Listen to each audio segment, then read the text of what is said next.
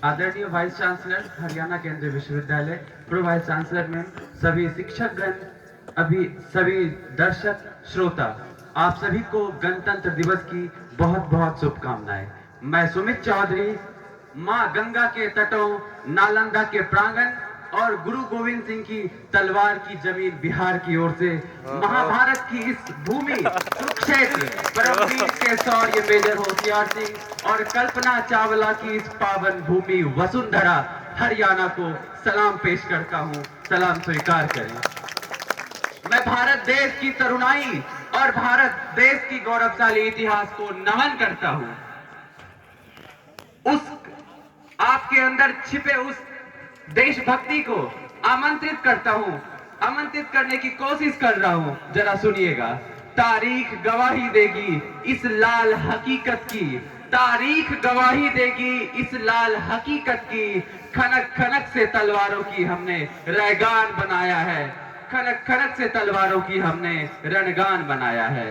और कुरेद कर नाखून से गुलाम धरा को हमने और कुरेद कर नाखून से गुलाम धरा को हमने बलिदानों की बुनियादी पे हमने हिंदुस्तान बनाया है, बलिदानों की बुनियादी पे हमने हिंदुस्तान बनाया है। मैं उनको शब्द चढ़ाता हूं, मैं उनको शब्द चढ़ाता हूं। हिंद जिनकी जान थी, नाम हिंदुस्तानी जिनका मजहब हिंदुस्तान था। रक्त से रंगते थे धरती, रक्त से रंगते थे धरती। हरियों की ललकार पर जय हिंद जिनका, जय हिंद का नारा था जेलों की दीवार पर।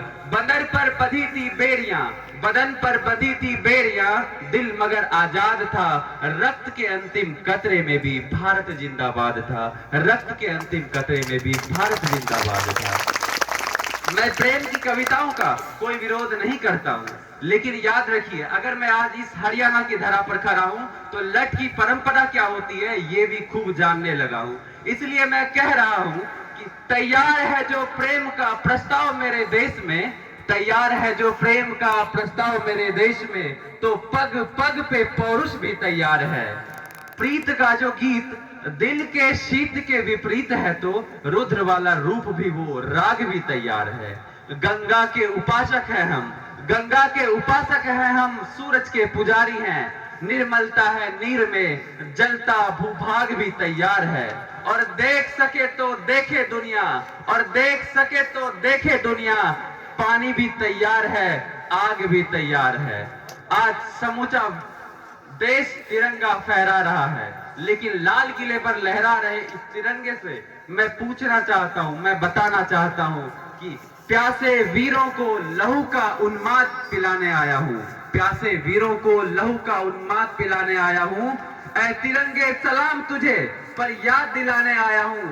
तेरे खातिर कितनी कोखें पलक झपकते खाली हो गई, तेरे खातिर कितने कोखे पलक झपकते खाली हो गई। झांसी वाली तलवारें आजादी को मतवाली हो गई।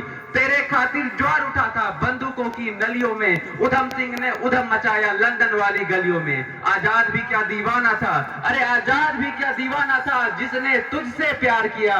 तेरी खातिर तिलक ने बागी हर अखबार किया, तेरे खातिर लाला ने जलती बाती आगे कर दी।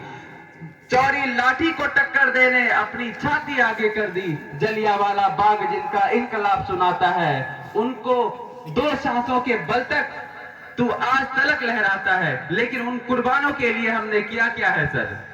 आज यहाँ हम सभी, आप सभी इस देश के बुद्धिवर्ग हरियाणा शिक्षा विभाग के सिरमौर बैठे हैं। मैं इस कविता के माध्यम से एक छोटा सा शिकायत दर्ज करना चाहता हूं आज अपने हिंदुस्तान से, कि जिन सीनों ने ये ना पूछा गोली का अंजाम क्या है, राम क्या है, रहीम क्या है, हिंदुत्व का इस्लाम क्या है। सपना केवल एक देखा, मुस्कुराता सा परिवेश दिखे। जिस बिस्मिल ने तिरंगा खौफ दिखाया है, उस बिस्मिल की पहनने से हमने बर्तन तक मजमाया है। विडंबना है इस देश की कि जिस बिस्मिल ने तिरंगा खौफ दिखाया है, उस बिस्मिल की पहन से हमने बर्तन तक मजवाया है। 77 साल पहले ये हिंदुस्तान क्या था? हिंदुस्तान क्या था? आधी रात को हाथ में बीएस की बोतल लेकर कमर हिलाना जवानी नहीं है। मैं आज अपने देश के यूथ को कहना चाहूंगा कि रात में बियर की बोतल लेकर कमर हिलाना जवानी नहीं है। जवानी का मतलब क्या होता है, यूथ की डेफिनेशन भारत के हवाले से क्या होनी चाहिए, मैं आपको बताता हूं। खुदीराम ने खुददारी से हंसकर जिसका दान दिया, खुदीराम ने खुददारी से हंसकर जिसका दान दिया। भगत सिंह ने चुमा फंदा जिसने खुद को कुर्बान किया। आगोश में जिसके सुभाष निकले लश्कर ए हिंद बनाया था। फतेह सिंह और जोहरावर ने दहलीज पर जिसे ठुकराया था। संघर्षों की बुनियाद में बनी आजादी की बोल सुलग रही थी गर्म नाल में शिखर के पिस्तौल की। खिल रही थी रोम रोम में अशफाक उल्ला खां के। वही जवानी दौड़ रही है खून में हिंदुस्तान के, वही जवानी दौड़ रहे हैं खून में हिंदुस्तान के। भारत सिर्फ सरहदों पर घायल नहीं होती।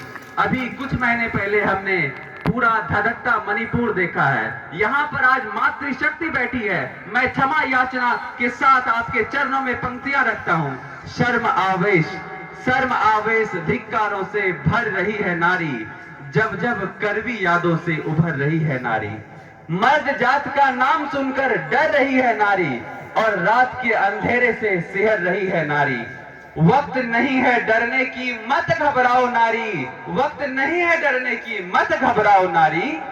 पापी के संघार हेतु फिर दुर्गाओ नारी, या तो लक्ष्मी वाई वाला रूप दिखाओ, या फिर रणचंडी बनकर तलवार उठाओ नारी। और यदि किसी को ये लगता है कि भारत की नारी कमजोर है, तो मैं इस हरियाणा की धरती से, इस वसुंधरा से कहने की जरूरत नहीं है कि जब जब भारत माँ को आभूषणों की जरूरत होती है तो ओलंपिक से गोल्ड जीतकर मिट्टी को समर्पित कर देती है गोल्ड। याद कीजिएगा 57 का वो दौर जब गुलाम निराशा इतिहास को शौर्य की झंकार मिली। तात्या के तलवार के संग जब झांसी की तलवार मिली। मेरठ से बागी तेवर जन जन के संचार हुआ। पूरा भारत एक होने को था तब तैयार हुआ।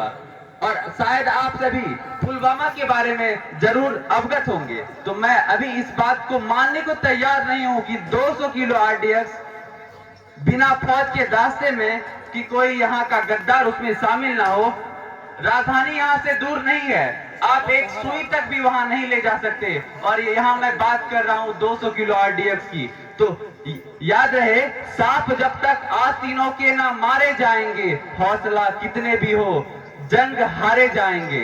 दुश्मनों के संग हम फिर करेंगे फैसले, पहले घर के जाहिलों के सर उतारे जाएंगे। बस। और पुलवामा में क्या हुआ था सर?